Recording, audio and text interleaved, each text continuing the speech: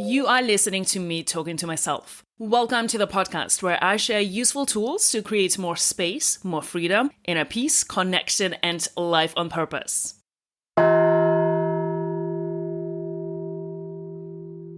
Boredom can be defined as an unpleasant emotion which happens when there is a lack of activity, either mental or physical, or we are just uninterested in our activities or our surroundings. It triggers the desire to do something about it, because we want to get rid of that unpleasant emotion. Boredom is useful in terms of survival. It's boredom that makes people get interested in their environment. There is nothing to do, so they go out and explore. Being interested in our environment helped us survive. That's how we learn. We look for stimulation, for a way to expand our ability to interact with the world around us. In a society like our current culture, we are constantly not just stimulated, learning new things, but we are overstimulated. We are continuously having input. The computer, the phone, emails, constant sounds and notifications, and things trying to get our attention. We are becoming less and less in touch with what it is to just be, and to just be quiet.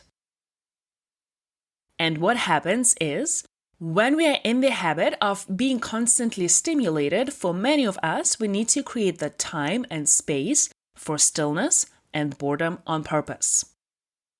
Meditation is the time where we are left alone with nothing to do. And if we are not used to that nothing to do can feel really challenging. It's a lack of knowing who we are, a lack of awareness, presence, and so we sit and we come face to face with our boredom and what comes up. There is a tendency to think that we are bored in meditation because not much is happening. But the truth is that there is definitely something happening, and it's unpleasant. And this is what it's about. There is something we don't like. Restlessness, discomfort, urge to do something, urge to escape. So the question is, what are we trying to escape? When the mind is very busy, we are not bored. It's moving so quickly that we don't know what's going on. We are just reacting to all the urges and emotions. But when we are bored, the mind is quiet, and it feels uncomfortable. We work, we are constantly moving, solving issues, creating, and then when we rest, when we really have some time to rest, and there is nothing to do, then there is boredom. We feel that feeling of not enough.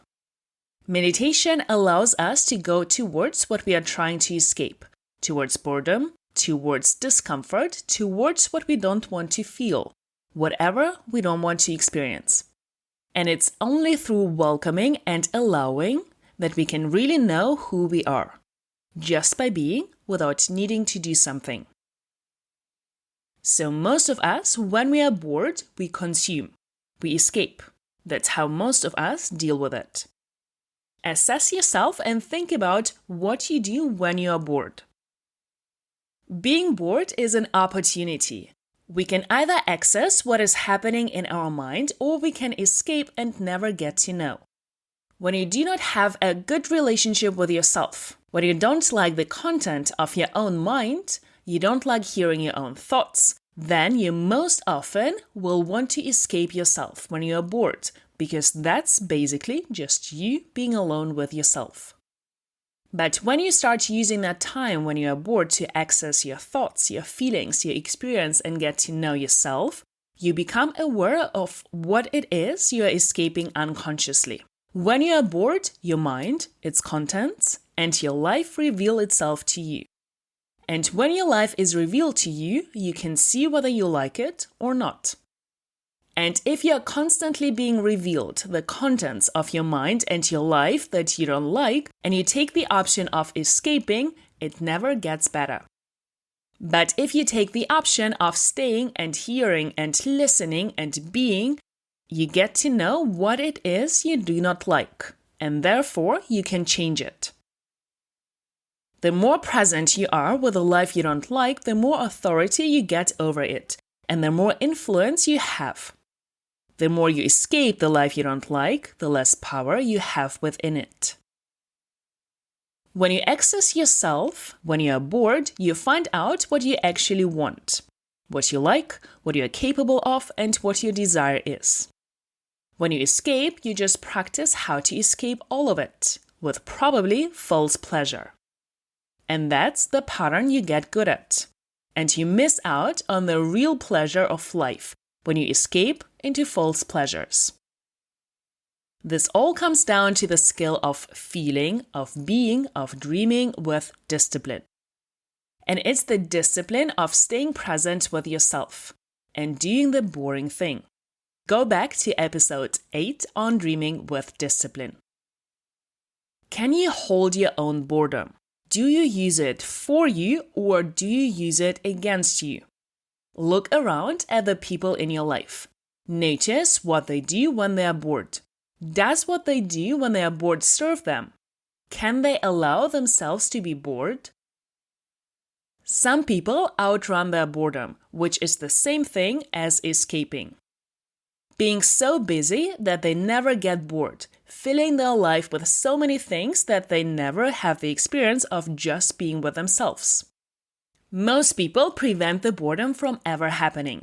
They pack their lives so full that they never have to experience what it's like to be bored, to just be there with nothing to do, nothing to consume, nothing to learn, nothing to find out except what's in their own mind. So what should you do when you're bored? And the answer is not busyness, but awareness. Busyness is just another way of escaping. Awareness is you getting to know yourself.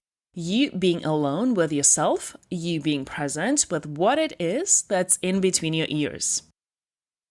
Boredom is an opportunity to listen, to hear, to discover, to learn, to be, to feel, to be present, to be curious, to create the relationship with yourself. That is intimacy with yourself.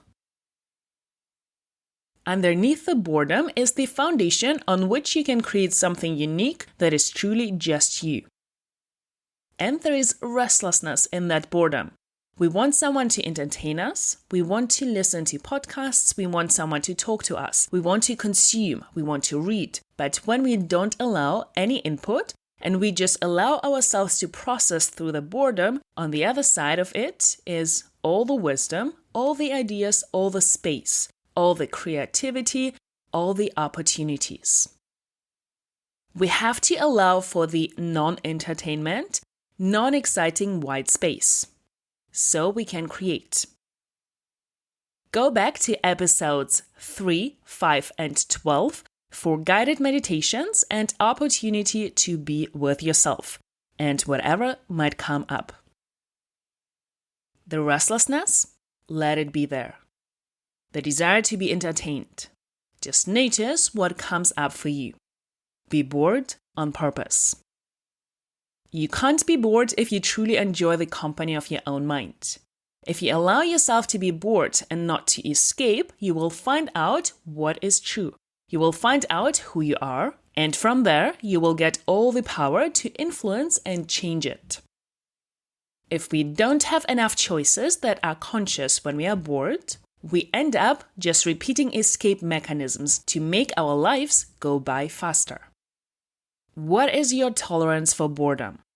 Most of us have experienced it over the past couple of years in lockdown, finding out what it's like to just be.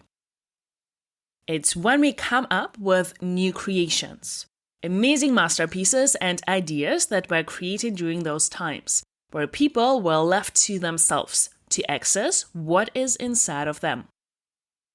It does not mean we don't read and consume, but we don't try to use boredom as an excuse to escape, but we use boredom as an opportunity to create. So, what are the choices that you want to make when you find yourself bored? When you find yourself in the company of yourself and you're not enjoying it? What do you want to spend that time, that empty time, and that empty space doing? Choose consciously. And not only choose, but create space for it consciously. Create space in your life where you will be bored and see what might come up. See what you notice that you may want to change. See what desires you haven't been paying attention to. The true desires that will come up when you give up false desires. Be bored on purpose. So, what is the difference between the best athletes, best musicians, best artists, and everyone else? What do the really successful people do that most don't? It comes down to who can handle the boredom of training and practicing every day. Doing the same lifts over and over and over. Do the boring work. The boring work is what makes you wealthy. The boring work is what gives you the body that you want. The boring work is what makes you stronger. Whether it's business or sports or art, really successful people feel the same lack of motivation as everyone else. The difference is that they still find a way to show up despite the feeling of boredom. Mastery requires practice, but the more you practice something, the more boring and routine it becomes. Yoga asana can be very repetitive and can seem boring, but only if you are missing the point of doing it. Yoga is not entertainment. There is nothing wrong about having fun or enjoying the yoga practice. Entertainment, in its essence, is a sort of escape from reality and distraction. Yoga is no escape. It is the opposite. The yoga practice essentially is a spiritual quest and self-study. A real and raw confrontation with yourself, your body, your emotions, and thought patterns on the mat. And this could include boredom as well. When we feel bored or annoyed by doing the same postures over and over again, this could be something to observe and be curious about. Why are we so in need of switching things up all the time? Why do we feel bored? Can we surrender to the practice as it is without wanting to change it? Only when the postures themselves become routine are we finally able to focus on deeper and more advanced aspects of the yoga practice, like the quality and rhythm of the breath. In a class where you practice different asanas each time in a different order, your thoughts will forever be occupied with where your hand and foot should be and what pose comes next. Be curious with boredom. Be curious about boredom in you. Do you know how it feels in you? Boredom is just a harmless vibration. It's really not a big deal. Our brain is very busy getting entertained and looking for new stimulation. So when we remove all that input and all the stimulation, it's like the birthplace for our own creativity and our own ideas. It is time away from all the stimulation for your brain to make new connections and think about new things and connect the dots. Boredom is the absence of neural stimulation. If we were getting stimulated all the time, we would not be able to come up with new ideas. Our brain wouldn't have any white space to do it. It's like the white space on a canvas. We need that white space to create the painting. Be curious, embrace boredom as birthplace for new ideas. And there is nothing wrong with letting other people feel boredom as well.